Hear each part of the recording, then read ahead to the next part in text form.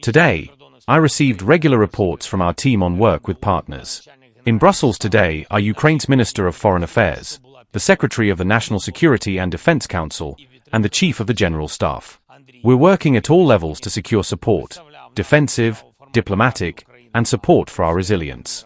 Andriy Sybiha represented our state today in the Ukraine-NATO Council format. Rustem Umerov and Andriy Natov communicated with the national security teams of European leaders. The most important thing is Europe's effective involvement in our defense, and also in guaranteeing security after this war. Activity is at its maximum to bring this war to an end. And from our side, from Ukraine's state, there will be no obstacles or delays. We are fully constructive, very swift in working with partners, and everyone acknowledges this, including the American side.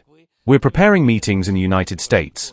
After the American team returns from Moscow and following the relevant consultations in Washington, Rustem Umerov, Andriy Natov, along with the rest of the negotiating team, will continue discussions with envoys of President Trump.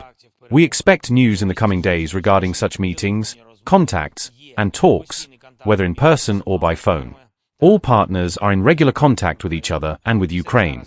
Everything is now proceeding quite effectively. At meetings in Geneva and Florida, Ukraine was heard, and Ukraine was listened to. And that matters. We expect it will continue exactly this way. Right now, the world clearly feels that there is a real opportunity to end the war, and current diplomatic activity in negotiations must be backed by pressure on Russia. Everything depends on this very combination. Constructive diplomacy plus pressure on the aggressor. Both components work toward peace. It's also important that there's constructive internal work in Ukraine. I thank the parliamentarians for voting on the state budget for next year. This guarantees that we will deliver on the financial work. The government of Ukraine is working well with our partners to cover deficits. There's an understanding of how this will be done. We are also continuing the full reorganization and cleansing policy of the energy and defense sectors. Today, I had a detailed conversation with Prime Minister of Ukraine Yulia Sviridenko. I am grateful that all processes are moving quickly, including the reboot of supervisory boards in energy companies. The Minister of Defense, Denis Shmyhal, will promptly ensure the reboot of supervisory boards of defense enterprises. We also have consultations on parliamentary work. I had a detailed discussion today with the head of the majority faction and other representatives of the Verkhovna Rada about the budget law. Key points are being observed. Thank you. A few more things. Partners have made decisions on arms procurement in the United States under the PURL initiative. Today, Norway announced a new contribution to PURL. Thank you. Also Luxembourg. Canada is increasing its contribution.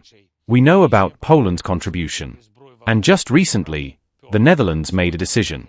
The first contributions from countries outside NATO are also coming. I want to thank everyone personally. I am awaiting a report on the full results of the PURL initiative. This is a special task for Ukrainian diplomacy, to keep up the pace in defense programs and projects with America and other partners. Diplomatic momentum largely determines the strength of our defense against Russian occupiers and the potential of our active measures, our long-range capabilities, and our protection from Russian strikes. Living next to Russia is dangerous in any circumstances.